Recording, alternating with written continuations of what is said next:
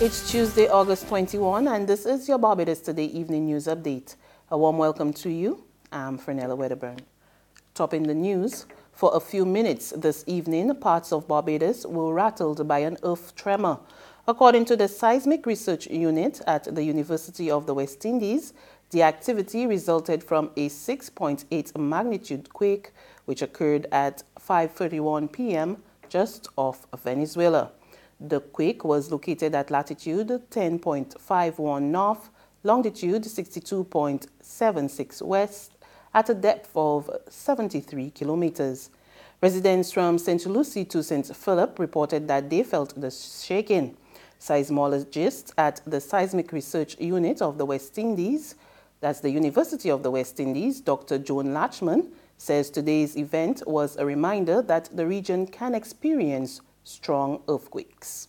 We have been seeing this buildup of earthquake activity in the Gulf of Paria area. This one occurred a little further west of where we saw those earthquakes on the 26th of January, but it is consistent with what we have been observing and projecting should occur in the Gulf of Paria area. Now at 6.8, even if the magnitude goes up to be 7, it is a significant magnitude earthquake. The last one we had of this size was in 1968, but it still is not the strongest earthquake that we can have in our area. And so we can consider this as another one of those events that keeps us aware that our region, our area here is seismically active, and that strong earthquakes will occur, can occur, and will occur, and even stronger than what we have had this evening. In other news, friends and neighbors of 50-year-old John Pollard of Newbury, St. George, are saddened by the tragic passing of the former DJ. Pollard, better known as JP International, was trapped in a well located at the junction of Bridge Court and Cottage Road, St. George. When Barbados Today visited his community, his family members were not at home, but residents described Pollard as quiet and friendly. He was number one. I didn't like that he was number one. Right now, Joy, you feel so hurt, man. You just feel hurt, man. Why busy? You got both your shot. And then one thing you actually hear him say how a joke or really being him, right? But otherwise than that, you know, he's on the road, he's very quick. We went to school, we went primary school together, we went secondary school together, we went to primary school, Banana, Black Central, this way, like the family, our families are very close. Like with the little one, balance, yeah, and my mom is the person that took him up, wrapped him up, and took him down to the hospital. Because he got this long scar in his face, growing up as a youngster. We used to call him cut up before he come JP. Teachers, artisans, domestic workers are to be formally included among 10 categories of certified skilled nationals allowed to be able to work and live indefinitely in all but one of the 15 member countries of the Caribbean community by year end. And in a related development, CARICOM skilled nationals in 7 states, Barbados, Grenada, Jamaica, St. Lucia, St. Vincent and the Grenadines, Haiti and Suriname, will be able to relocate their spouses, young children, and dependent parents. As signatories to the Protocol on Contingent Rights, a certified skilled national worker can receive social benefits afforded to citizens in the host countries. These historic decisions reached at the July 4 to 6 CARICOM Heads of Government Conference in Jamaica were announced this morning by Ambassador-designate to the region and the Association of Caribbean States, David Comerchong, during his first news briefing on regional developments within the integration movement. Even though the strict legislative provisions are not in place yet in Barbados for 5 of the categories, we are still not turning them back. We are still accepting them provisionally. But yes, but we would want all the necessary legal provisions to be in place that is not left to anybody's discretion. It is clearly part of established law. As it prepares to mark Caribbean Wellness Day on September 8th this year, the Ministry of Health and Wellness says it will be making a more determined effort to stress all aspects of health instead of focusing primarily on physical exercise. Health and Wellness Minister Colonel Jeffrey Bostic disclosed today that a new task force had been created within his ministry to develop a more holistic approach to the overall well-being of Barbadians. He was delivering the feature address at the opening of a 3-day seminar dealing with obsessive-compulsive disorder, or OCD, and other learning disabilities, put on by the recently established G. Haley Marvel Trust at the Lloyd Erskine Sandyford Center. And this initiative is going to be spearheaded by the recently created Task Force on Wellness, which replaces the Task Force on Physical Exercise and Activity.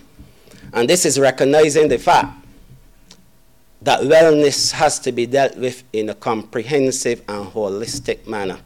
This is recognizing the fact that we have to tackle not only one aspect of wellness, which in the past has been mostly physical, certainly within the ministry, but we have to look at the mental, the spiritual, the physical, and the psychosocial aspects of wellness.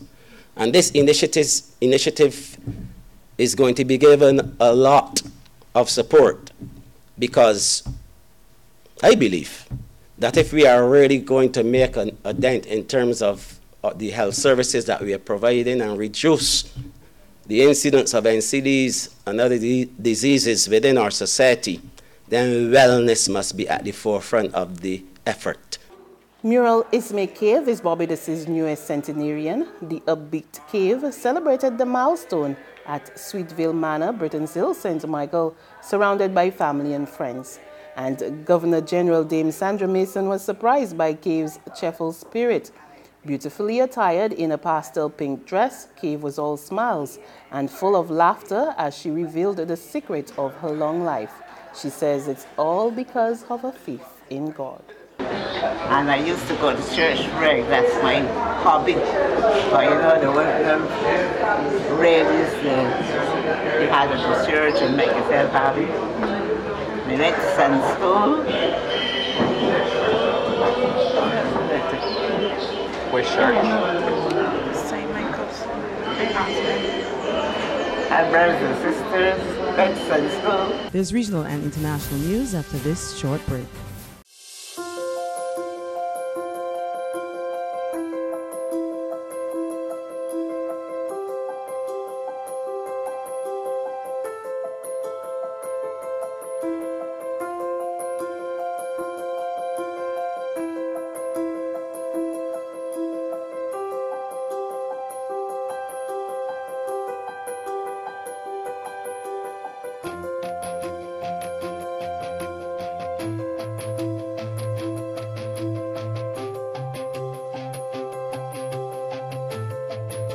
Barbados Today, news you can trust.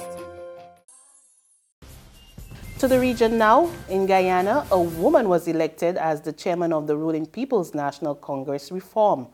Public Health Minister Volda Lawrence says she's ready for the challenge of leading the party, which she says must remain in government. We get more in this report from Capital News.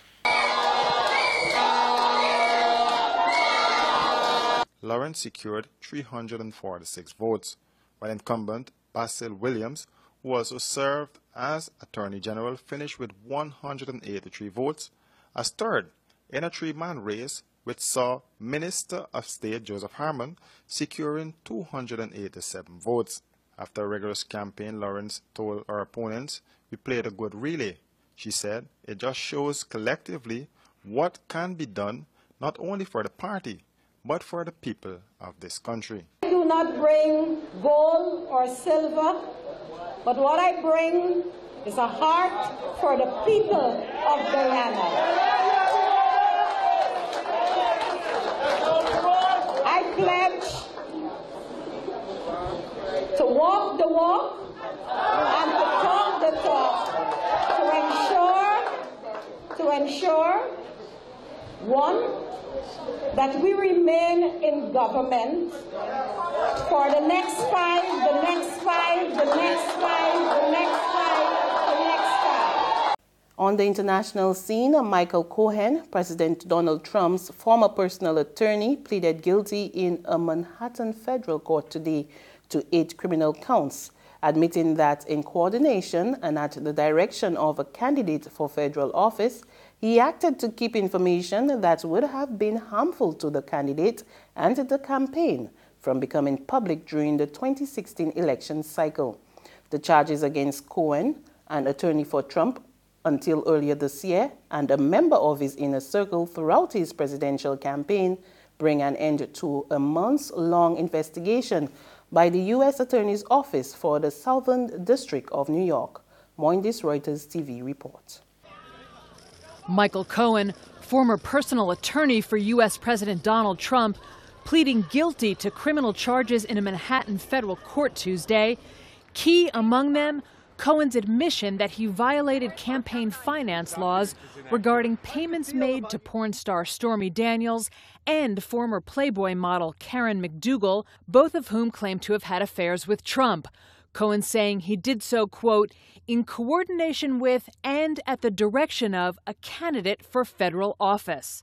What he did was he worked to pay money to silence 2 women who had information that he believed would be detrimental to the 2016 campaign and to the candidate and the campaign.